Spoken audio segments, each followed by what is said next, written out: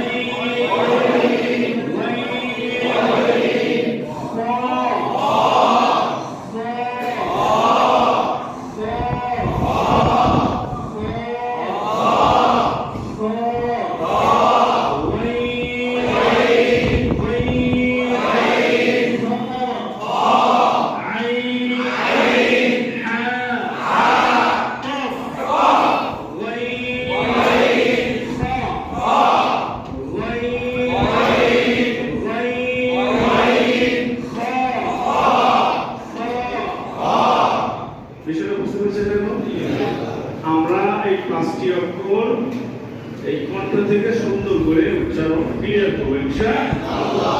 তিনটা চাপ একটু বেশি দেব, আর এই দুইটা হালকা ভাবে গাইন আর খ, গাইন হালকা ভাবে উচ্চারণ করবো ইনশাআল্লাহ। তাহলে মোট অক্ষর হলো পাঁচটি। কয়টি?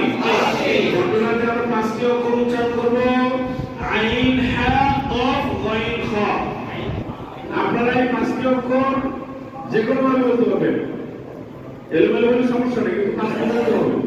উচ্চারণ, পাঁচটি অক্ষর উচ্চারণ ক্লিয়ার আমরা বুঝাই দিতে হবে, ঠিক আছে ইনশাআল্লাহ? এইটা আমরা খুব খেয়াল করে বলবো, খুব গুরুত্ব সহকারে আখরাজগুলো, অক্ষর উচ্চারণগুলো আমরা সুন্দর করে শিখবো ইনশাআল্লাহ। তাহলে আমাদের কোরআন শুদ্ধ হয়ে যাবে। এমনকি অনেক সময় ইমাম সাহেবের ভুল ধরতে হবে। হ্যাঁ, বুঝেন পারবেন।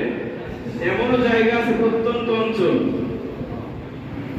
আছে না, এরকম গ্রাম অঞ্চলে আছে, আপনারা ধরতে পারবেন ইনশাআল্লাহ। যদি আপনারা এইভাবে নিতে পারেন, যেভাবে চেষ্টা চলতেছে, আমার তরফ থেকে চেষ্টা, আমার সাধ্য অনুযায়ী পড়ানোর চেষ্টা করতেছে, আপনাদের চেষ্টা যদি একত্রিত হয় ইনশাআল্লাহ হয়ে যাবে। জি,